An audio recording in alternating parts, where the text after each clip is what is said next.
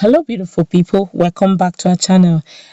Just some hours ago, the news went viral over the fact that United Nations finally have decided to put their full radar on what transpired between Nigeria and Kenya during the extraordinary edition of Nnamdi Kanu. The table is truly changing, but of course, that's not all that is happening. Nnamdi Kanu's family have decided to speak up over a lot of things that is happening, including this matter. And of course, Asari Dokobo, he is talking. In fact, the way the game is changing is getting very interesting. Before we go into the news proper, I'd like you to subscribe to our channel by clicking on the red subscribe button. Beside it, you see a bell notification icon. Please go ahead, click on it to get notified as soon as we update our channel on YouTube. Let us start with what the family of Nnamdi Kanu has to say. Well, the family of the detained leader of the indigenous people of Biafra, Ipob, Nnamdi Kanu, has declared that resolution of the growing agitation for Biafra can only come through negotiations and not by the use of force against agitators. Prince Emmanuel Kanu, who spoke in a media interview, urged the federal government to release the indigenous people of Biafra leader and engage him in a dialogue, arguing that the use of force will never solve any problem. According to his words, Nnamdi Kanu is only asking for three things, and that is justice, equity, and fairness. You can't achieve peace with guns and equipment. It's impossible. Dialogue is the only way out. We are Biafrans. You can't take that away from us. Nnamdi Kanu is the face of agitation because the issues he's raising are genuine. People are no longer happy. The only person that can listen to is Nnamdi Kanu. If they are telling you to release him so that they can stop what they are doing, why can't you listen to the voice of the people? What I want is fairness, equity, and justice. If Biafra will bring me that, that's what I stand for. But make no mistakes, where my brother stands, that is where I stand, Prince Emmanuel Kanu stated. According to Nnamdi Kanu's family, some selfish politicians who see the Ipob leader as a threat want him to be held perpetually behind bars. According to the words of Emmanuel Kanu, some of the politicians are not being truthful to the powers in Abuja. They are working hard to make sure Nnamdi Kanu is not released. So, what is playing out is that those who are benefiting from what was happening before now are the people setting the wrong narrative about Nnamdi Kanu. He said that contrary to blackmails in some quarters, the Eastern Security Network ESN established by Nnamdi Kanu was inaugurated to contain the movement against herdsmen and bandits.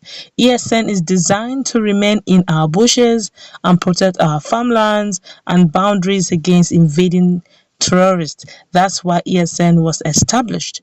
Nnamdi Kanu's family further said that some fifth columnists are behind the insecurity in Southeast in their desperation to implicate Ipob and tarnish their good image. How about what happened in Owerri, where a police officer thought he was shot a security personnel thinking he was a UGM? How do you reconcile that? My God, that's impersonation. Let's continue. We play very dirty politics in Nigeria. You see a political party bringing down a member of another political party, and at the end of the day, they tag it on Ipob. But we are not buying into that, the family also said. And they also said that Ipob, founded by Nnamdi Kanu, remains a non-violent movement seeking the restoration of Biafra, contrary to blackmails by those against the movement. When you want to hang a dog, you give it a bad name. Ipob is not a violent group, but a peaceful movement. When people choose to stay at home and some others take a walk to their business centers, what happens is that one or two politicians will send people to go and bring them down and target on Ipob, Emmanuel Kanu stated. Austin Ikuru. Now, this is quite interesting because now let's quickly find out what Asari Dokobo has to say concerning what is happening in Southeast. The de facto customary government of Biafra, led by Alhaji Mujahid Asari Dokobo, has urged the federal government to suspend all military operations in the Southeast and all Igbo territories, and as well as to withdraw the soldiers from their zones. In a statement by the head of the information and communication of the group, Uche Mefo, oh really? Uche Mefo is now their head? Wow, that's quite interesting. From IPOB to de facto movement. Let's continue anyway.